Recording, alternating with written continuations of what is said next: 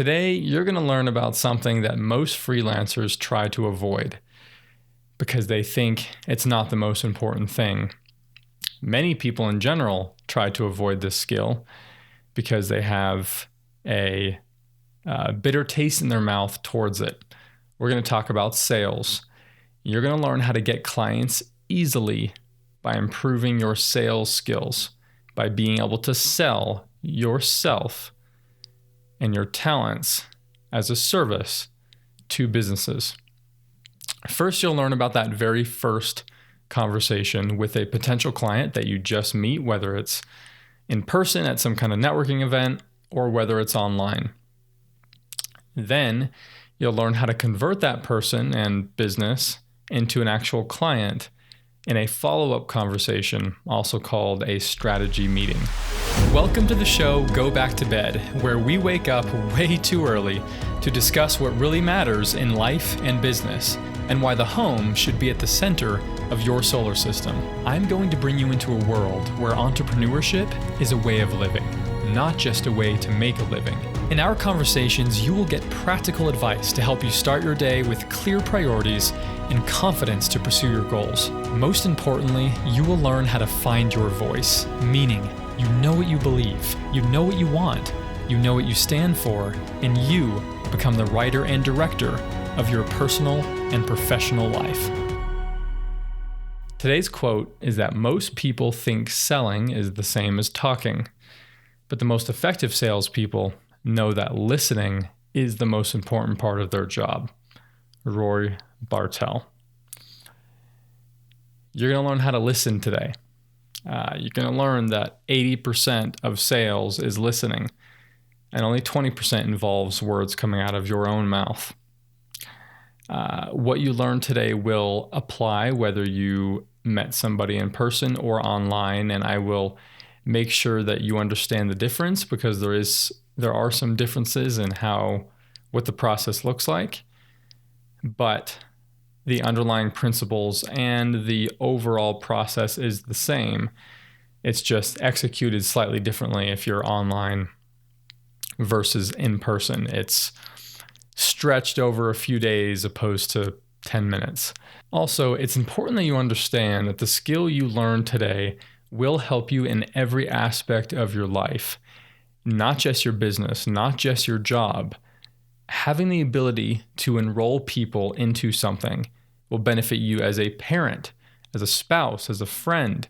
It's the art of persuasion. It's the skill of being able to use your communication to convince somebody of an idea or to convince somebody to take certain action. That's what sales is. It's not coercion. We're not teaching you how to coerce people into acting. We're teaching you how to persuade people into action. And you might be thinking, well, persuasive manipulation is still wrong. That's why I don't like sales. I try to avoid sales. You're going to learn what true sales is today, that you're just helping somebody get what they already want. You're not persuading them to take action on something they don't want. You're just helping them overcome some of the fears they have in acting and doing what they need to do to get where they want. So you are performing a service. In previous episodes, we have talked about the importance of the free market and how much as a freelancer, as a self-employed person, how much of your career depends upon the free market functioning properly.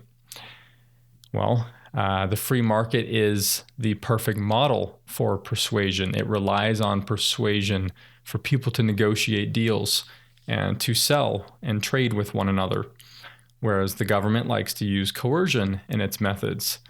And what you're going to learn today will very much allow you to be a key player in fueling the free market.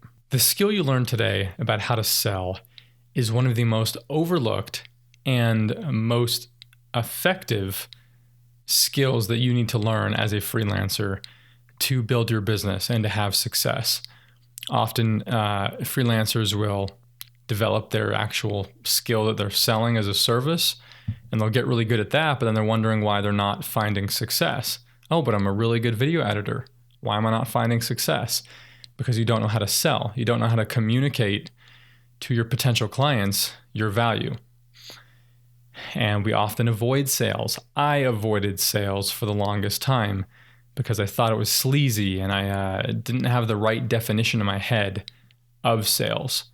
And so I'm hoping that today I can change that definition for you so that you no longer avoid it, so that you no longer see it as a negative thing, as a bad thing. We've all had experiences where we've encountered a salesman trying to sell us a car or a washing machine or something, and they gave a bad taste in our mouth towards sales because of the way they approached it.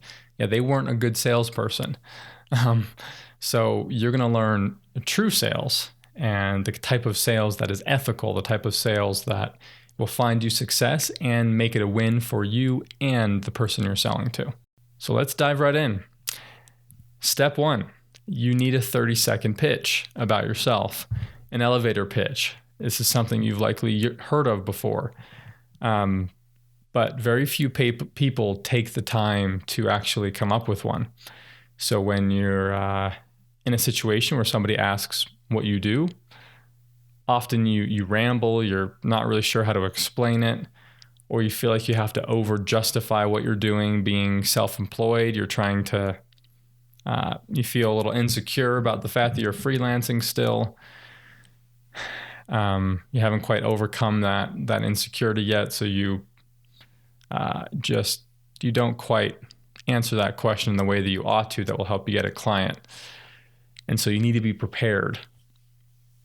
This statement needs to include what you do, who you do it for, and how you do it. And also how what you do will benefit that person. All in 1 to 2 sentences. And this statement is only, it's actually about 10 to 15 seconds. It's usually not 30, because that's sometimes all the time you have. Now, when the person asks for more details, then you give them more details, but you start out with this short pitch. I'm going to use one of mine as an example. And I say one of mine because I have a few different variations of my pitch depending on who I'm talking to, especially if you have a couple of different types of clients you're after. You're going to have to talk to them differently. Or if you have a couple of different key services that are related, you're going to mention things differently. So for my ideal client who is an online education business, this is my statement. I help online education businesses and influencers optimize their video strategy on their website and on YouTube in a way where videos have measurable ROI. So their current audience becomes more engaged and more willing to buy, and their future followers find them. And so I will usually tell somebody some version of that. Now, I say who I'm helping. I help them with, so that online education businesses is who I'm helping. What I help them with, video strategy, their video content marketing strategy. How I help them, I optimize it on their website and on YouTube. And what benefit comes from my help? An increase in sales and engagement and the ability for them to find a new audience and build their online community so their future followers can find them, so attracting future followers. Now, if I'm talking to someone who only wants help with video on their website, I will leave the YouTube part out. Or if I talk to somebody who has plenty of traffic and a huge list coming through their site, but very few people are buying from them, then I'll focus on how my video strategies can help increase conversions and sales, and not so much on finding more people.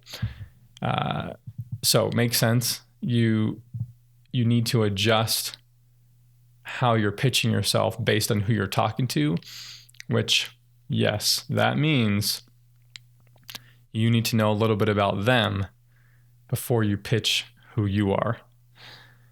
You need to beat them to the question, what do you do? Or tell me about your business.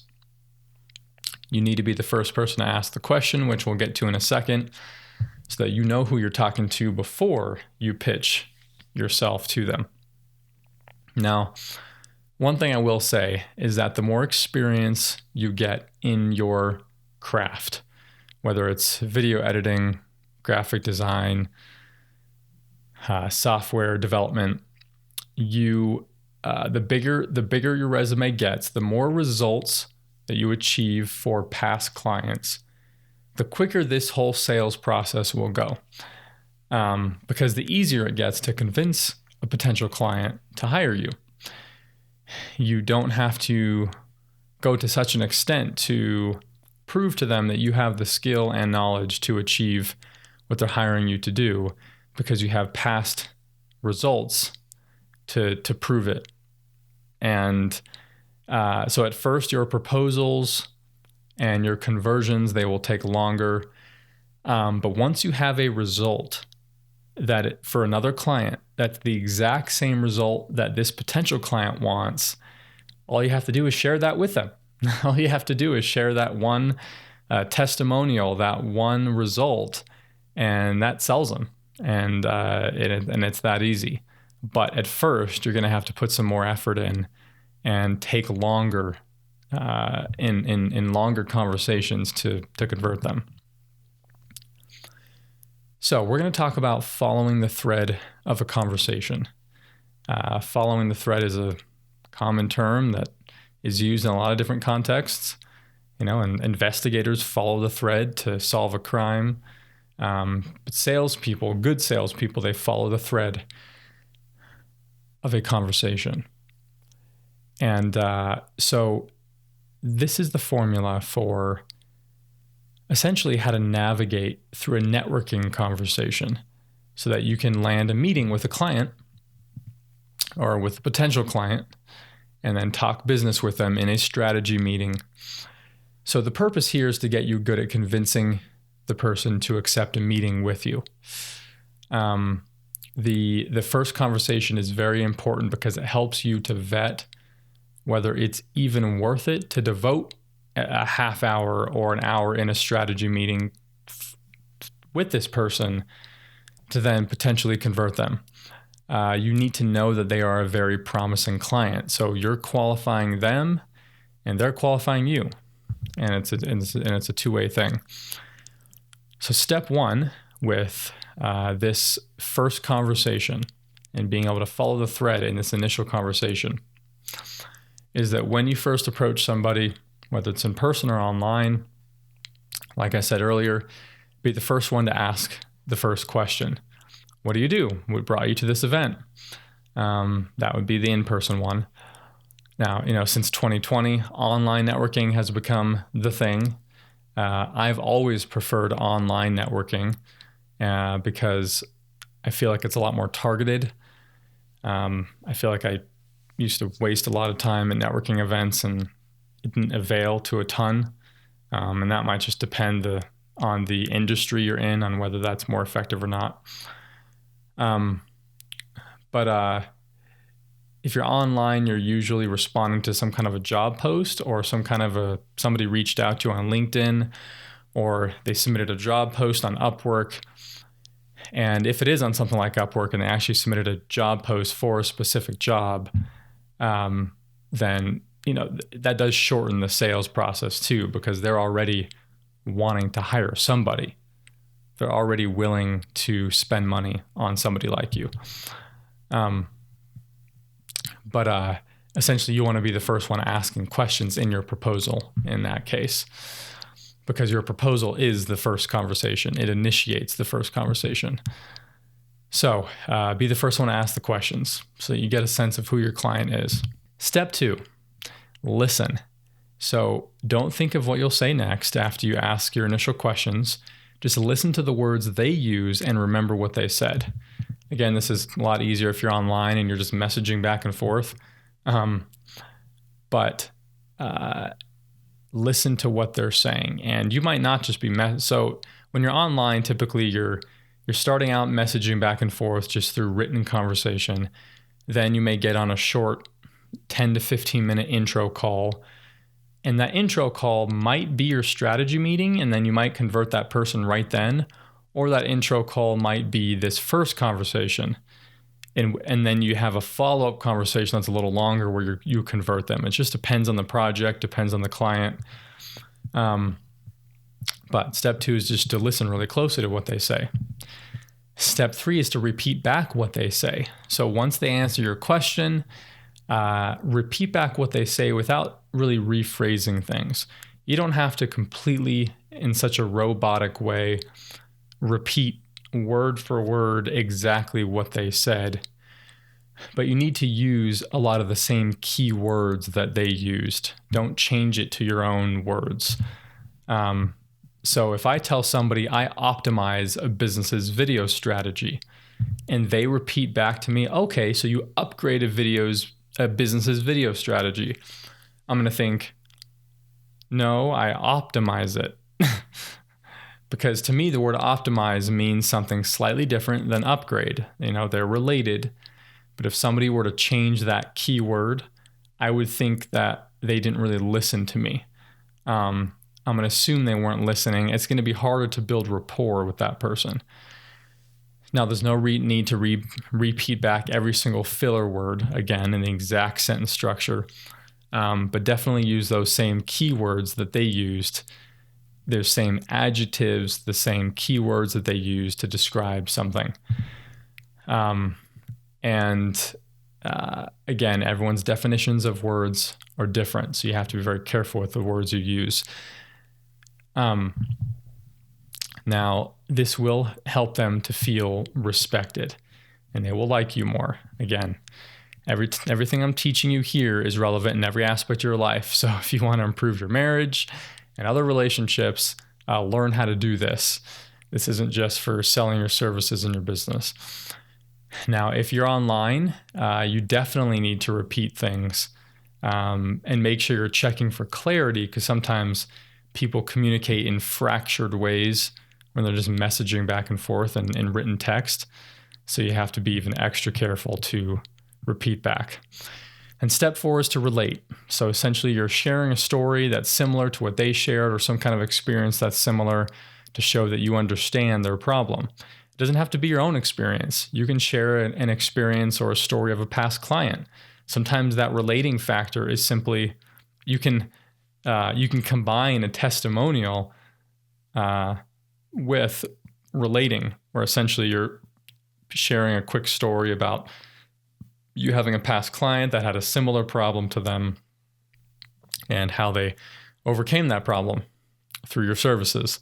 Now, don't try to top their story.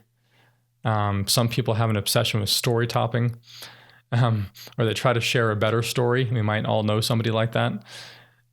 Just find a way to relate to what they shared, even if it's just a simple 1-sentence response. Now, relating is really important, because if you just keep asking a question and they answer, and you ask another question, you just keep spitting back and forth like that, it's going to seem like an interrogation, and you never want it to seem like an interrogation. Relating is what helps break you away from that Q&A back and forth. Now, when I go through this with a potential client, I'm not going to perfectly ask, listen, repeat, relate. I'm not going to go through that in such a structured manner in that way and then repeat perfectly. I'll ask questions sometimes, and other times I don't relate, and other times I don't repeat in the same way. And it's something that you'll just develop over time. It'll become more natural to you, but you need to try to stick with the structure as much as possible when you're just learning this for the first time, because once you get that structure down, then you can break away from it a bit and become a little more organic and natural on how you approach it. Because over the course of the 5 to 10 minutes that you're talking to them, essentially you're hitting those steps, but you're not so robotically going through those and then repeating in the exact same order. You essentially just want the person to feel like they are heard, and you want them to feel validated. So you're building that rapport, and this formula helps you build that rapport. So this is what helps people trust you, and that helps them to open up about their problems and their pains in their business, so that you can then slide in with your solution. Then once you tell them what you do and they've got their pain out and you've related enough, you can then start asking they'll start asking more questions about your business, which shows that they're interested in potentially speaking with you more. And at some point, you're going to want to ask them. So since it seems like a top priority for you to make video actually work for your business, would you be interested in having another conversation on this? Maybe getting on a call for 20 to 30 minutes and discussing some possible ways that I could help you optimize your video strategy. In this call, I'll discuss my process with you on how I do this, on how I help businesses to produce video that will bring them an investment, that would bring them a return on their investment. And if it doesn't seem to be a good fit for us to work together, then at least you'll have more of an idea of where to put your focus next. Would something like that interest you? So what I'm doing there is I'm telling them that even if at the end of this call we decide not to work together, it's still not going to be a waste of your time, because I'm going to share some insights with you regarding video marketing, regarding maybe where to put your focus. Almost like I'm going to give them some advice to some extent. And so either way, it's not going to be a waste of their time, because that's one of the most common concerns is this going to be a waste of my time to get on this call with you, especially you're just talking to a CEO of a company that's growing. They're really busy, and you need to make it seem as if you're not going to be a waste of their time. So you're already resolving that concern. Then you get their commitment, you schedule a time for that call. This is something that you can practice, this first conversation, following the thread in this way. Practice with family, practice with yourself, practice with the people you live with until it's a habit. And online, it's the same thing. Just keep reaching out to people, keep finding opportunities to connect with potential clients on a daily basis, and you'll develop this skill really quickly. When I had hit a low point in trying to get my business going, the one thing I really committed to that started to make a difference was practicing this every single day.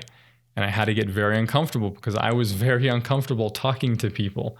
I really struggled with talking to people in a sales type conversation. You can be an extrovert, but still be very uncomfortable talking to people in a sales conversation.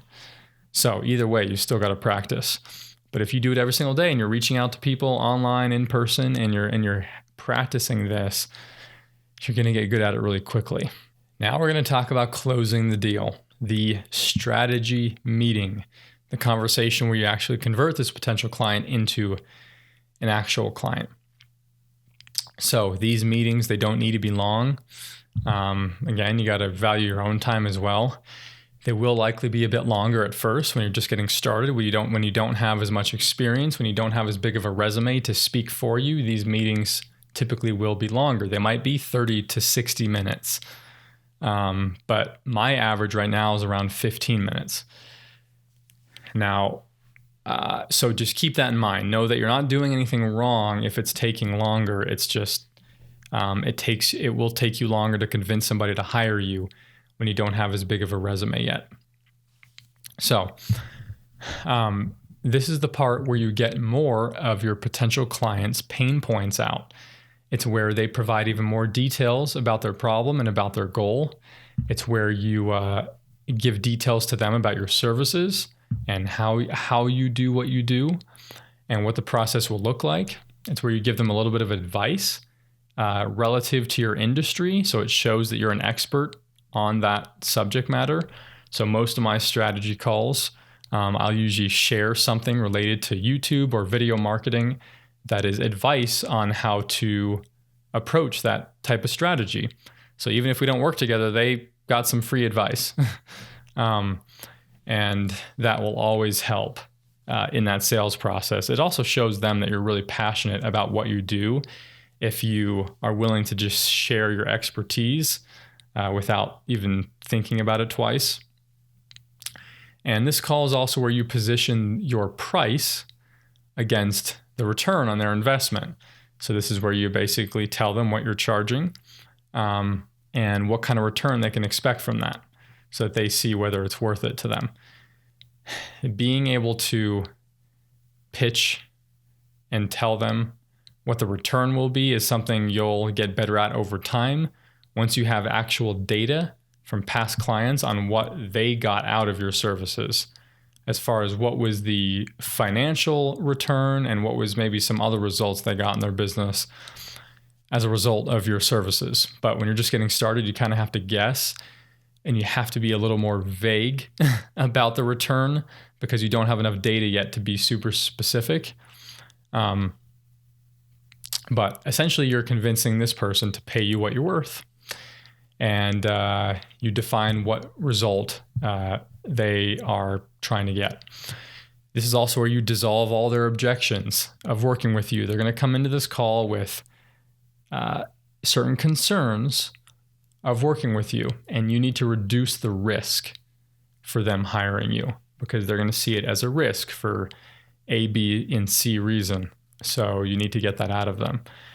You're also going to be road mapping what the process is going to look like to achieve their goal and whatever expected timelines there are.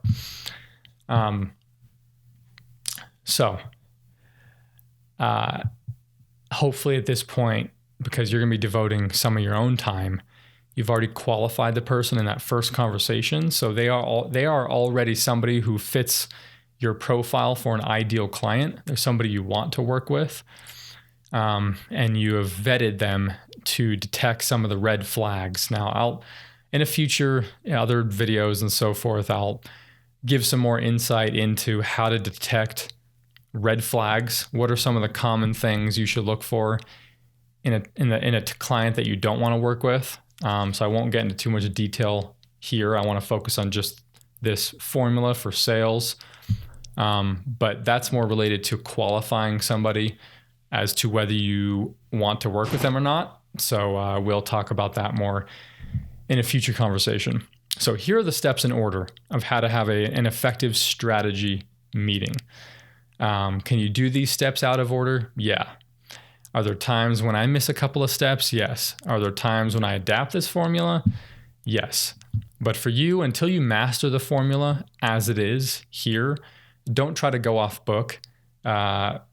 Or you're gonna screw things up. Just follow the template until you get a win from it. Then you can start to kind of adapt it and mold it to your own style and what works for you. But here's the key parts of this process. So, 1, start by thanking them for getting on the call. Hey, thanks for taking the time to get on this call with me so we can discuss how I could potentially help you with your YouTube channel. Tell them how long you expect this to take. I think this, I'm planning on about 15 minutes, 20 minutes. Is that what you're thinking? Are you good with that? Set the intentions for the call. So tell them what you hope to accomplish in this meeting, what your agenda is. So in this call, I'd like to get to know you a bit better and your business. I want to know a little bit more about your problem that you told me about in our previous conversation, and what your goal is, and some more details on that. And then I'll share with you my approach and my system for solving your problem, so that you can see whether it's something that resonates with you or not. And if it makes sense, then I'll tell you about my services that I offer, and we can discuss whether it's a good fit with us working together, and whether my services and my system make sense to you and is something that you need or want. Then if it is something you need or want, then we'll discuss finances, pricing, and and so forth, and see whether investing in me is worth it for you. If we don't decide that it would be a good fit, we'll go on our merry way, and at least you'll have some advice on what to do next. So that's me setting the intentions. That's my agenda with this call. Then ask them for their intentions. So what do you hope to get out of this meeting? Now you're asking them, so that you got to make sure that you're on the same page with what the agenda is. And then they'll likely tell you something similar. Yeah, that's what I'm hoping to. I've had times where a client, they just kind of cut right in and they set their intentions, and then I went ahead and set my intentions. It's okay if it goes in that order. It just depends on the person of whether they just want to hurry up and say what their agenda is first or not. So now if they found you again on a site like Upwork, then this conversation will be faster and easier, because they are already planning on spending money on somebody to do this job. If it's somebody that you met at a networking event or met in some other context where they're not necessarily looking to hire somebody yet, they haven't even thought to hire somebody, they haven't even really thought that they need to hire somebody, but they have a problem in their business that you can solve, the conversation takes longer, because they are not yet convinced that they even need to spend money on somebody like you to solve this problem they have or achieve this goal that they have. So it's going to take a little more effort on your part to convince them that they should invest in somebody like you in order to solve their problem. All right. But if it's something like Upwork, again, they're already, okay, I have money ready to spend on this. I just need to find the right person. So it does go a lot quicker through stuff like that. So after you set the intentions for the call, for this meeting, then get more of a sense of where they're at now, a little bit more context around the problem that they told you about in your first conversation. So tell me a little bit more about ... and what brought you to this point.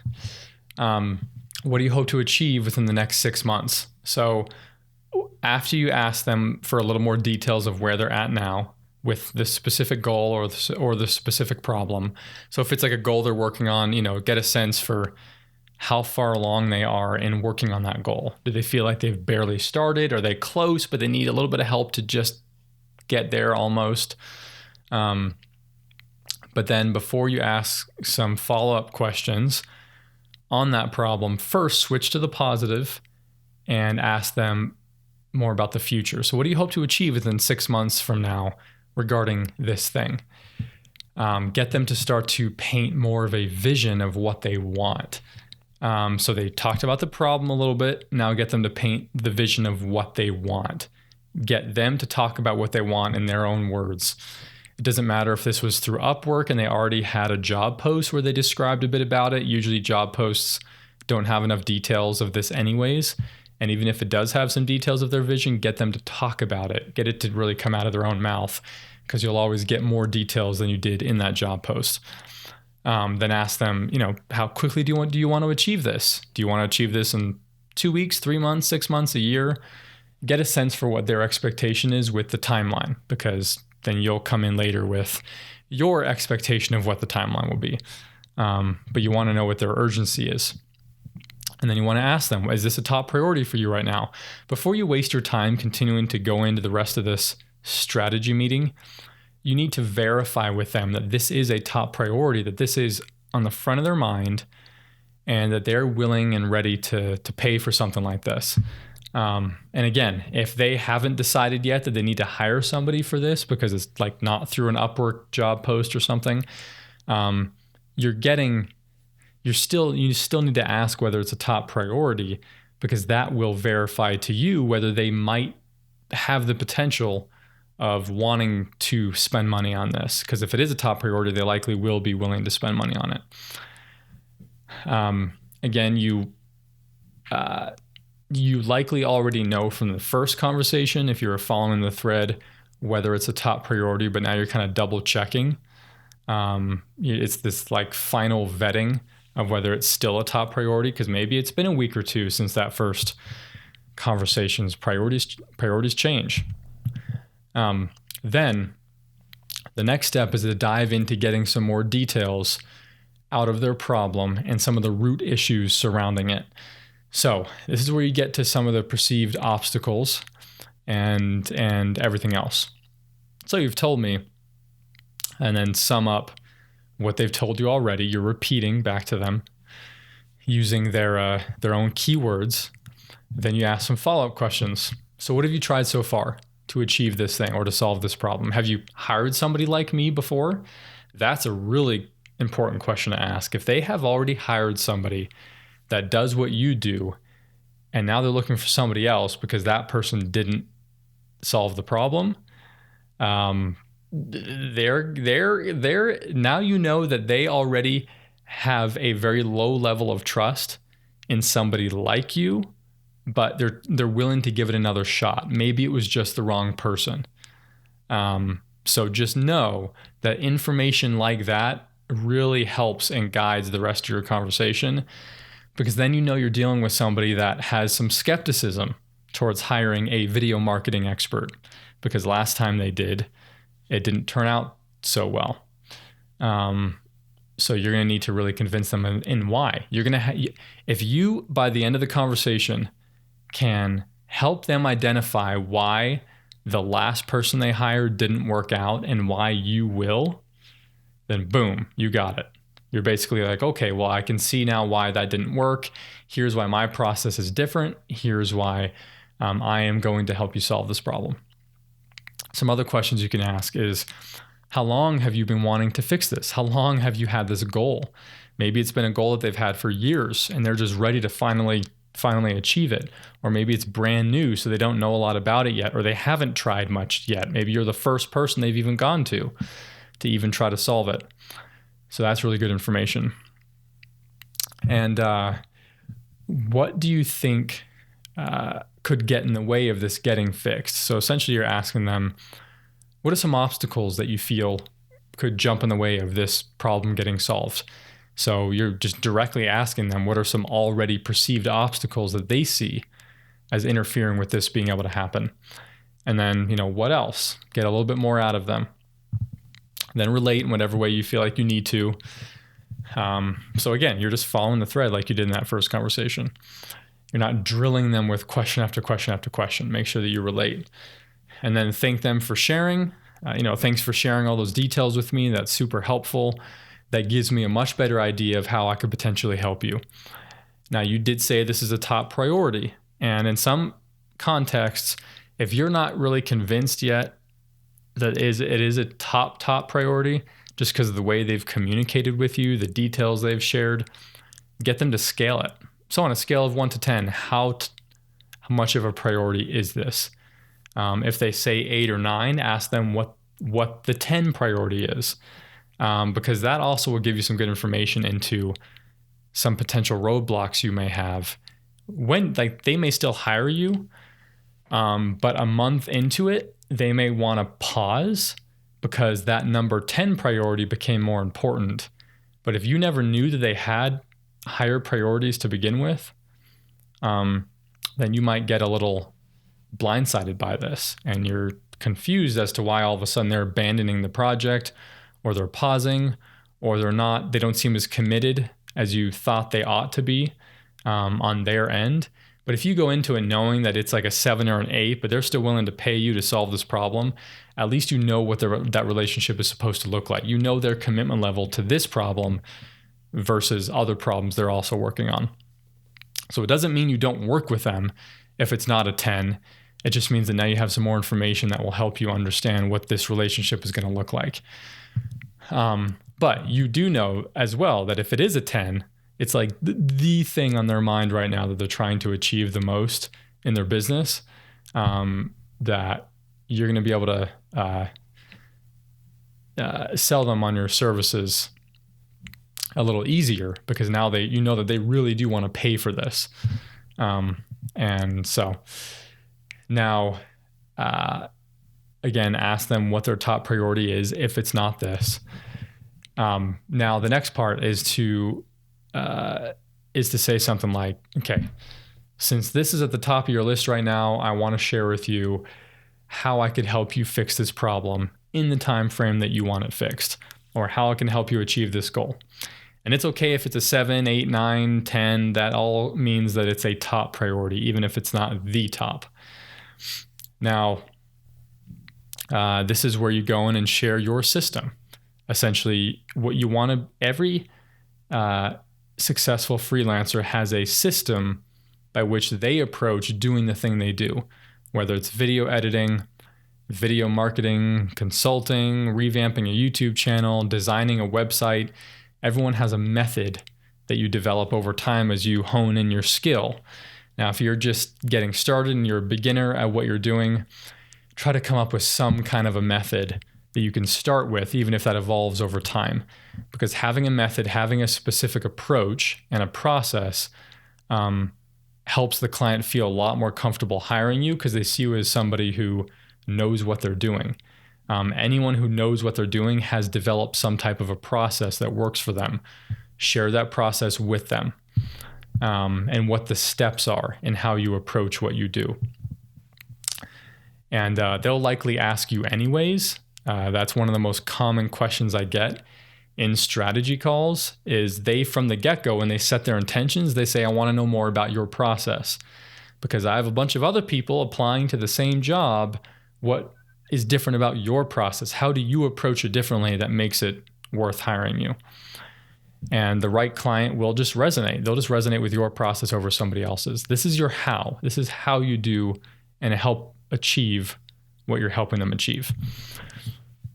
Now, they'll probably have some questions about your system. And then after you're done sharing that, ask them if you think this would help them. So do you think this would make sense to you? And if they like it, they seem to resonate with the system, then move on. Okay, great. Let me tell you about some different options in working with me. At this point, they'll likely ask that question anyways. So what's the pricing? What are your packages? What does this look like?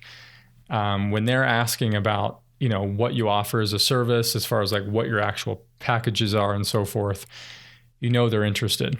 And this is something that you want to be talking about anyways. So as you can see in this conversation, at each point, you keep requalifying this client as being worth your time in continuing the conversation. So like if they don't pass the test 5 minutes in and you realize that they're no longer qualified, this isn't going to work out, they're not really interested and they're not going to be invested in this, then you can bail out and you can just end the conversation early and you're not going to waste your time going through this whole thing and then they don't end up hiring you or want to hire anyone. So since it seems like you resonate with my system, let me tell you about the different options in working with me. I'll discuss my packages based on what I think would be the best fit for you. And then we'll discuss whether it's a good fit financially for you and whether we need to come up with something else. Then you share you share the packages that are most relevant to their problem and their goal. Don't share every service you provide if it's not relevant, just the ones that are relevant. And ask them what package they think they would want the most, whether that's a flat rate thing or an hourly thing.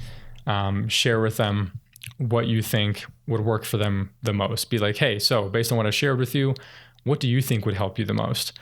And then share with them what your opinion is, whether you agree or not and why. And then you discuss finances. You tell them the prices of each package. And you always want to have a couple of different options. Don't just have one option. You want people to you want people to feel as if they have a choice. So like if you don't give them a choice in how to work with you, then the only choice they can make is whether to work with you or not. And people like to feel as if they have a choice. So don't make that be their choice. Make the choice be between this package or this package. And it's okay if you tell them, so based on our call, based on your needs, I'm going to need a little bit of time, just, no more than 24 hours to compile some of what you told me and come up with a custom package for this specific situation. It's okay that there may not be a package that you already have that perfectly fits their situation, and you're willing to come up with a custom one. In that case, you're not going to be giving them any price. You're just going to give them that offer. to go away and come back with a custom quote, with a custom package. And I would do that as quickly as possible. Tell them you'll do it within 24 hours, but try to do it within an hour. Like, make that your top priority after the call, because you don't want them starting to second guess the project. You don't want them to start to talk to other people. Don't give too much time for that. Make sure to get back to them as quickly as possible with that custom package, with that custom quote. I usually will always do that right after my call. So I'll tell them within 24 hours you'll have it, and I usually deliver it within 10, 20 minutes. Now, if you are discussing a specific package that does have a price that's not custom, you also want to tell them, you want to position your price against the expected ROI. So, here's the price based on past clients who have invested in this. They paid $2,000 for this package, and within a couple of months, they got $5,000 back in their business, or they got 5,000 subscribers on their YouTube channel. It doesn't have to, the return, the ROI does not have to be sales in their business, because sometimes the thing you're doing for them doesn't result in measurable sales until like a year down the road or more, far after you've worked for them. So it's not always about the money they will get immediately. Sometimes it's about the followers they'll get. You'll grow your email list. You'll get more traffic to your website. All of these are types of ROI that are worth the money, because they know that those metrics will eventually lead to more sales. So it's okay that it's not just sales or money that they get in return.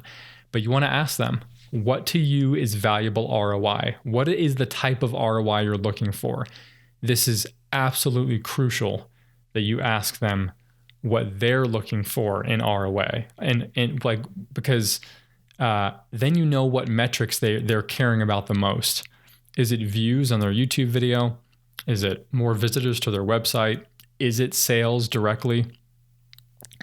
Make sure you get out of them what the metrics are that they care about the most, because then you know what the whole focus is going to be with the project, and you know how to pitch your services as a way in which they can get those specific metrics, that definition of ROI. Make sure you get that definition out of them. And that's something you can even ask earlier in the conversation as well, and not wait until this point. So during this part 2, there may be some last minute objections that come up, worries that they have about the project. So this is when you get to use more stories from past clients or your own experience to help dissolve their objections. Maybe you had a past client that had a similar concern. How did you help resolve that concern for them? Actual real life stories are the best way to dissolve their objections and help them feel more comfortable in hiring you. Because you're like, oh, you've navigated this concern before and you've successfully resolved this concern from a past client. So great. And again, if you're just getting started and you don't really have any past clients, and you don't have these types of stories, then you have to come up with some stories in your own life, and you have to really try to fish for stories, and not just stories, but also just other ways to resolve their concern based on, you might have to use some other examples to prove of why you have a particular skill set that you know is going to solve their problem. Or it was a past job and there's something you did in a past job that is related to this. It'll take more effort, but it is possible to still resolve their concerns if you've had no past clients. Then ask them if they're ready to get going. Do you want to make this happen? Let's do this. And then you'll go ahead and you'll say, okay, after this call, I'll send over the contract and we'll get this started. Now, before you sign any contracts, before you send any contracts, make sure that before you end this conversation, that they fully understand the next steps and the first steps, and what you'll be doing first. Make sure they understand how you'll be reporting to them, how often you'll be meeting and checking in on things, how often you'll be sending reports, and make sure that they understand what their role will be or what their team's role will be in this project becoming a success. One of the biggest things that is missed with beginner freelancers is that they walk away from this call and they enter into a contract, they get hired, they're all excited that they got hired, but they forgot to make it clear to that client what their role would be in this project becoming a success. And then when things aren't working out and they're not moving forward properly, you get blamed. You get all the blame. And you're like, well, what the heck? Like, you're not doing your part. And then you realize, oh, I didn't communicate to them what their part was.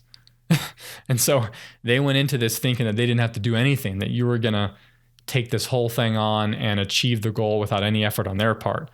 There's always something they have to do as well to make this project be a success.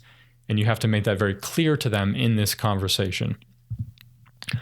And you have to make it very clear to them as to who on their team is going to be involved in this project and what do all of them need to be doing, so that they know that it's not all on you for this project to be a success, that there is and also the timeline, that if they don't get back to you on certain feedback you need in a certain amount of time, then they can't expect the project to get done by a certain deadline and so forth. So they need to know what they need to do to pull their weight. That's part of that road mapping process. Now, and that's basically it. But I wanted to just kind of close with some last tips with this. That before this strategy meeting, make sure that you just come prepared with as many possible objections as you can possibly think that they could have, and already know how you're going to respond to them so that you don't get surprised by them and then you are kind of rambling and you're not really sure what to say, because that will reduce their trust in you. Again, it's your job to enroll them into committing to something they already want. They know what they want. They're just not sure whether to act on it or how to act on it. You're not manipulating them for paying for something that won't be a win for them. That's not ethical sales. If the only winner here is you and getting money from them, then that is not an ethical sales conversation. You need to make sure that you both walk away winners, and that is your intention, to make them a winner. You're not just trying to sell the service or the product. You're trying to sell your solution to their problem. And just know that when somebody really wants something, they will often have fears in investing in that, because there's always risk involved in that. So you have to be ready to reduce that risk for them. And you have to understand where they're coming from and really show that you understand. Put yourself in their shoes. Even if you haven't experienced it yourself, really try to use your imagination and put yourself in their shoes. Again, sales is just helping somebody have the courage to act on getting what they already want, okay? So you're convincing them that you're going to solve their problem. So you're not focusing so much on trying to glorify your service or product. Bad salespeople are the ones that they spend so much time on. Look, so this new washer machine has these dials and these features, and it's going to save you water. And they just go on and on and on about the features. And I keep going back to the washing machine thing because I had a personal bad experience buying a washing machine when my wife and I first got married. And it put a bad taste in my mouth. It reinforced my already bad taste regarding sales and the way that he approached it. We kept telling him, no, we want, like we told him from the beginning, we want this type of washing machine. But he kept trying to upsell us on the type we didn't want. And I'm like, no, we just want this basic type that has these features. And this is why, this is our objective. This is the type of laundry we're going to be doing. Here's our problem. But he wasn't listening. He just kept going on and on about the features of the product. And obviously we didn't even go through that store. We just went somewhere totally different. That type of sales does not work. Just don't focus so much on trying to sell the features of your product or service. Focus on solving their problem and focus on listening to them and what they really want. Then you'll know how to talk about your service in a way that solves that problem. So I will reiterate again that as you gain more experience and you have a bigger resume, this whole conversation gets condensed. It goes much quicker. I've even gotten hired for jobs where I'm literally on a call with them for like 5 minutes. But the average is usually about 15, 20 minutes. And it's rare that I run 30 minutes or longer. But it typically, even now, will go longer every once in a while. When it's like a really huge contract with a big company, these strategy meetings will go longer because, again, if they're investing more money into this, they're going to take more time to make sure this is a worthwhile investment. If it's a smaller project, they're going to take less time. So just know that also has a big effect. The size of this contract that you're offering them has a huge effect on the length of this strategy meeting as well. Now, the reason why the meeting gets shorter over time is because as you build up more of a resume, your potential clients have a lot less objections because they came into the conversation already with a high level of trust in you because of your Upwork profile, because of your LinkedIn profile, or because of a referral of a past client who sent them to you. So they come into this with a high level of trust. They already see you as an authority on this thing. So that clout causes them to have a lot less objections, and they grill you a lot less. I used to be grilled with a lot more probing questions when I didn't have enough experience yet. Well, why should I choose you over somebody else? They were a lot more skeptical, and I noticed that over time that skepticism kept dropping. This call, again, you're mostly listening. And you're responding to their questions. You're asking questions. And just know that sometimes the client, when they come into a call like this and they already trust you and they're already pretty sure they're going to hire you, then it's just to verify that you're a real person, right? They want to know that they like you. Liking you also is a part of them wanting to work with you. Are you a person just energetically that I feel like I can resonate with? That does have an effect. So don't avoid getting on calls, whether it's audio or video calls. Sometimes clients will request a video call specifically because they want to gauge the type of person you are, and whether they resonate with you as a person in wanting to work with you. So they're about to invest money, and so they need to know that you're not a scam. And they need to know that their money is going to be well spent. And it's your job to communicate your value to them. That is sales. You are selling them on the value that you know you have. Hopefully this conversation was helpful to you. Hopefully now you have some ideas on how to become a better salesperson.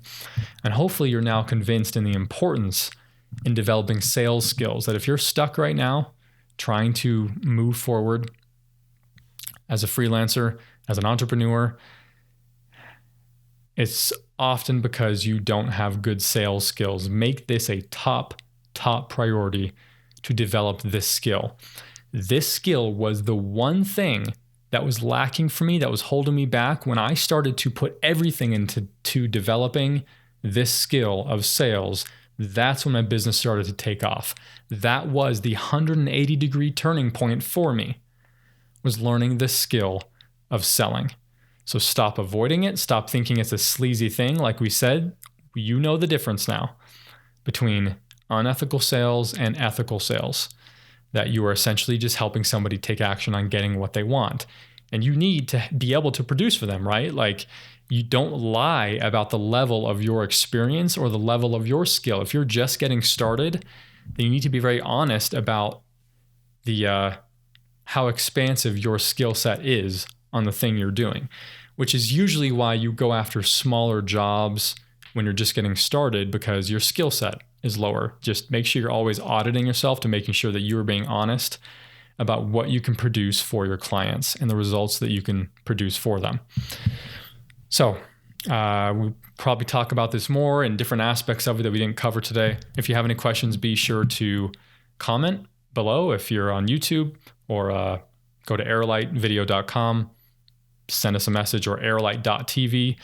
If you're a freelancer, airlight.tv is the website you want to go to learn more about self-employment. And be sure to subscribe to this podcast if you haven't already. Share it with any other friends that you have that are struggling with this and need to learn how to better sell. And I hope to see you in our next early morning conversation.